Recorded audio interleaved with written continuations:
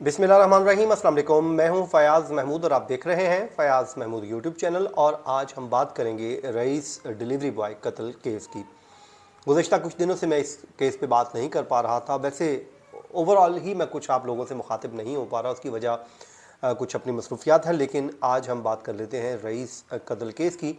कुछ इसमें अहम तफसीलात सामने आई हैं, कुछ पेशरफ्त हैं, वो आज आपके सामने मैं रख देता हूँ। और क्योंकि आप लोगों को अक्सर मैसेजेस भी मौसूल हो रहे थे कि भाई आप लोग अब इस केस पे बात क्यों नहीं कर रहे, आप दूसरे केसेस पे बात कर रहे हैं, तो मैंने कहा नहीं, बिल्कुल हम बात भी कर रहे हैं और बात करते भी रहेंगे। लेकिन मुझे बात करने के लिए ज़ाहिर है कंटेंट चाहिए, इन्फॉर्मेशन चाहिए। जब तक न्यू इन्फॉर्मेशन नहीं आए तो फिर मैं बात नहीं कर सकता। जैसे होता है कि अगर मैं कोई पुरानी इन्फॉर्मेशन शेयर करूं तो उस पर आप लोग ही गिला कर रहे होते हैं कि भाई अब ये पुरानी इन्फॉर्मेशन है, ये हम पहले ही सुन चुके हैं। लेकिन बहरहाल आज कुछ नई चीज़ें हैं जो मैं आज आपके साथ शेयर करने जा रहा हूँ। एक तो जो गुज़श्ता रोज़ होने वाली समात का हवाल भी मैं आपके सामने रख देता हूँ, वो क्या हुआ है, और उसके बाद हम अपनी बात को आगे भी बढ़ाते हैं। देखें, इस वक्त जो ट्रायल है वो चलना शुरू नहीं हुआ। बुनियादी आप नुक्ता समझ लीजिए, किसी भी मुकदमे का आप ये कह लीजिए कि रईस जो कत्ल हुआ उसके बाद उसकी इन्वेस्टिगेशन ज़रूर कंप्लीट हो गई, बट अभी तक ट्रायल का आगाज़ नहीं हुआ। वो क्यों नहीं हुआ वो मैं आपको बता देता हूँ। उसकी वजह यह है कि जो ज़ाब्ता फ़ौजदारी के तहत ट्रायल होना होता है तो उसके तहत पहले एक चार्ज शीट जो है वो अदालत में जमा करवाई जाती है। ये पुलिस रिपोर्ट होती है, चालान जिसको कहा जाता है, वो 173 की रिपोर्ट होती है, वो अदालत में पेश कर दी जाती है। उसके तहत मुल्ज़िमान के ऊपर फिर फ़र्द जुर्म आयद होती है, फिर इसका ट्रायल बाज़ाब्ता तौर पर शुरू हो जाता है। लेकिन इस केस में अभी तक मुल्ज़िमान के ख़िलाफ़ पुलिस की जानिब से जनाब कोई किसी किस्म का चालान जमा ही नहीं हुआ। उस पर पुलिस एक अपना मौक़िफ़ रखती है। पुलिस ये कहती है कि जी देखिए, अभी हमारा जो फ्रांसिक रिपोर्ट्स हैं वो नहीं आई, मोबाइल की जो रिपोर्ट्स हैं वो नहीं आई, कुछ इसी तरह और जो रिपोर्ट्स हैं जो हमारे हाथ में नहीं है, जो फ्रांसिक साइंस लैब है पंजाब की, वहाँ से होने होते हैं, तो वो जैसे ही हमारे पास आएंगे तो हम उसके बाद इसका चालान जमा करवा देंगे। ऑल दो कि ये हाई प्रोफाइल केस बन चुका है जिस पे लोग बात कर रहे हैं, मीडिया पे बात हो रही है, बट इसमें भी आप देख लीजिए कि जो पुलिस की जो कारकर्दगी है वो आपके सामने है। अब पुलिस ये कहती है कि हमने इन्वेस्टिगेशन तो कंप्लीट कर ली है, बट इसमें चालान जो है वो हम तब जमा करवाएंगे जब हमारे पास फ्रांसिक रिपोर्ट्स आ जाएंगी। अब मुल्ज़िमान को 14 रोज़ के जो है जुडिशल रिमांड के बाद अदालत में पेश किया गया था, जिसमें फ़ारहान और आमना दोनों को अदालत में लाया गया, अदालत में इनको पेश किया गया। तो पुलिस ने आकर अदालत को बताया जी हमें मज़ीद वक्त दे दिया जाए। तो अब अदालत ने उनको मज़ीद वक्त दे दिया है, जिसमें कहा है कि 14 दिन की हम तारीख डाल रहे हैं, यानी 11 नवंबर की तारीख डाली गई है, जिसमें कहा गया है कि आइंदा समात पे आपने हर सूरत चालान जो है वो मेक श्योर करना है कि वो अदालत के सामने हो, ताकि इस ट्रायल को आगे चलाया जा सके। अब इसमें जो है तफ्तीशी अफसर से मुतल्लिक ये खबर आई है कि उनको जो है तब्दील कर दिया गया है। राना सोहेल साहब पहले कर रहे थे, उनकी जगह पे नए तफ्तीशी अफसर आ गए। इससे पहले आपको ये भी मालूम है कि फ़रहान के भाई रईस के भाई की जानिब से एक दरख्वास्त दायर की गई थी, जिसको ऑल्दो के कोर्ट ने मुस्तरद कर दिया था। फिर कहा था कि ये रेलिवेंट फोरम पे ले जाया जाए, और क्योंकि पुलिस जो है हमारे साथ ताउन नहीं कर रही, तफ्तीशी अफसर को तब्दील किया जाए, क्योंकि हमें इस पर एतमाद नहीं है। तो अब आप ये कह लीजिए कि किसी हद तक जो उनकी ये बात तो सुनी गई है, तफ्तीशी अफसर तब्दील हो गया है, अब उस पर हुआ है, वैसे हुआ है। लेकिन क्योंकि रईस का जो भाई है वो चाहता था कि तफ्तीशी अफसर तब्दील हो जाए, तो ये नहीं जनाब तब्दील हो गया। बट क्या तब्दीली क्या आई, वो 0/0 पे ही खड़े हैं। कोई ऐसी तब्दीली आई ही नहीं है, क्योंकि चालान आना था, चालान आया नहीं, तफ्तीश मुकम्मल हो चुकी है, लेकिन फ्रांसिक रिपोर्ट्स मिली नहीं। तो यही वो घुमन घेरियां हैं जो हम गुज़श्ता समाज से सुनते आ रहे हैं। बहरहाल अब 11 नवंबर को इनको दोबारा पेश किया जाएगा। मुल्ज़िमान को पेश किया गया तो वहाँ का जो माहौल था, इन्वायरमेंट था, कुछ ऐसे था कि जनाब साफ़ सुथरे कपड़े पहने हुए थे। कोई जेल में ऐसा नहीं लगा कि इनके साथ कुछ सख्ती हो रही है।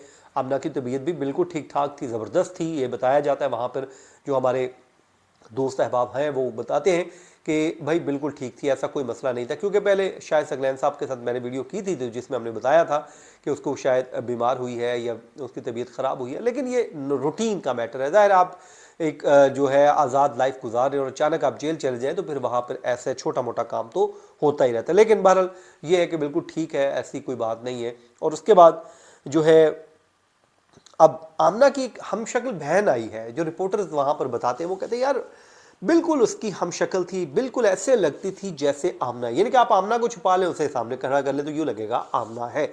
अब वो कहते हैं कि बिल्कुल हू बहू, तो अब वो कहते हैं हम भी उलझ के रह गए कि यार इसमें से कौन सी है आमना, यानी कि इतनी शक्ल मिलती थी। बहरहाल वो बहन थी, उस बेचारी ने, ज़ाहिर है उसको तो नहीं पता कि उसकी बहन ने क्या कर चुकी है क्या नहीं, तो बहन तो फिर बहन होती है, तो वो अपनी बहन के लिए जो है खाना बना कर लाई, उसको आके गले मिली, उसके मिलते रहे, फिर अपनी वो गपशप बातचीत चलती रही, फिर उसने उनको खाना दिया।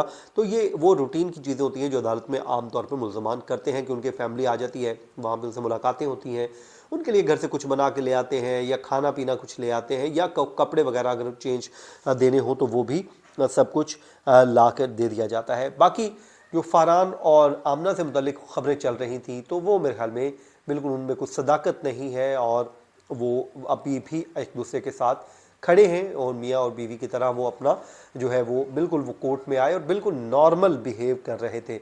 अब मैं कभी कभी परेशान हो जाता हूँ, मैं सोचता हूँ कि आप पे कितना बड़ा एलिगेशन हो, आपने और ख़ुद तस्लीम किया हो, मीडिया कैमरों पे खड़े होकर तस्लीम किया हो कि भाई मैंने ये गैरत के नाम पे कत्ल किया है, अब फिर आपको रात को नींद आ जाए। देखें, भले आप गैरत के नाम पे कत्ल करें या कोई भी रीज़न हो, कोई भी वजह हो, लेकिन आप सोचिए कि आपने एक इंसान को मारा हुआ है, आपको रात को नींद कैसे आ सकती है? आप बेचैन क्यों नहीं हो रहे?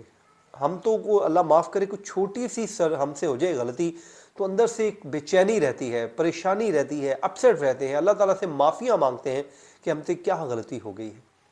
लेकिन यहाँ पर तो लोग कत्ल करके भी और बड़े मुतमईन, बड़े पुरअंदाज सुकून अंदाज में फिर रहे होते हैं, तो ये लम्हा फ़िक्रिया है हमारे लिए। बाकी ज़ाहिर इस पे जो केस पे अपडेट आएगी वो मैं करता रहूँगा, लेकिन मेरी आप लोगों से एक और मैंने गुजारिश करनी थी, वो ये करनी थी, फ़लस्तीनी अपने बहनों भाइयों के लिए ज़रूर दुआओं में याद रखें। देखें, इस वक्त वो मुश्किल में है।